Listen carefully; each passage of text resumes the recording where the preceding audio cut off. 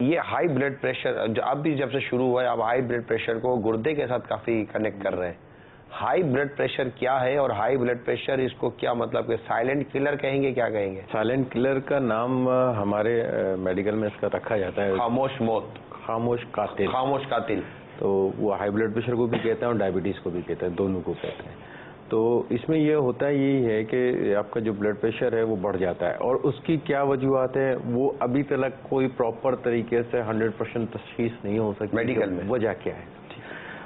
دوسری وجوہات ہو سکتی ہیں، جیسے گردے پہ کوئی پرابلم آ گیا تو اس کی وجہ سے بلڈ پریشر بڑھ جاتا ہے. سیکنڈری جس کو ہم کہتے ہیں کہ سیکنڈری وجوہات ہیں، کوئی اور ایسے پرابلم آ گئی، خدا نخواستہ کوئی کارڈیک ایشو آ گیا یا کوئی اور ایسی بیماری لگ گئی جس کی وجہ سے کوئی دوسرا افیکٹ ہو گیا تو اس کی وجہ سے بلڈ پریشر بڑھ گیا. موروثی ہوتا ہے، فیملی ہسٹری ہوتی ہے، خاندان میں ہوتا ہے. اگر کسی کو کوئی پرابلم ہے تو بہت زیادہ چانسز ہوتے ہیں کہ ان کو بلڈ پریشر کی شکایت ہوتی ہے.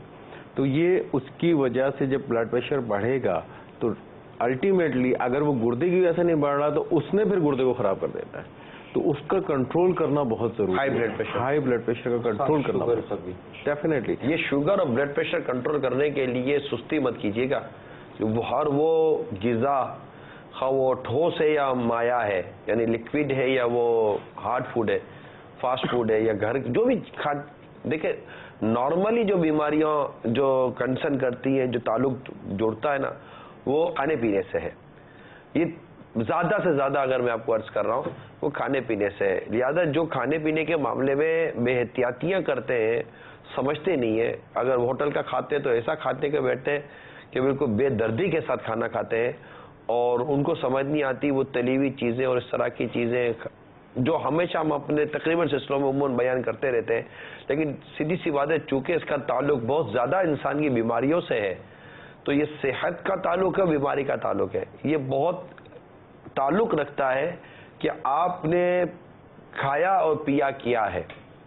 تو اس میں آپ کی اپنی صحت اسی میں ہے کہ آپ کھانے پینے کے معاملے میں احتیاط سے کام لیں اور کسی بھی چیز میں اوور نہ ہو جائیں، اور اس نیت کے ساتھ صحت مند رہنے کی کوشش کریں کہ عبادت پر قوت پا سکیں.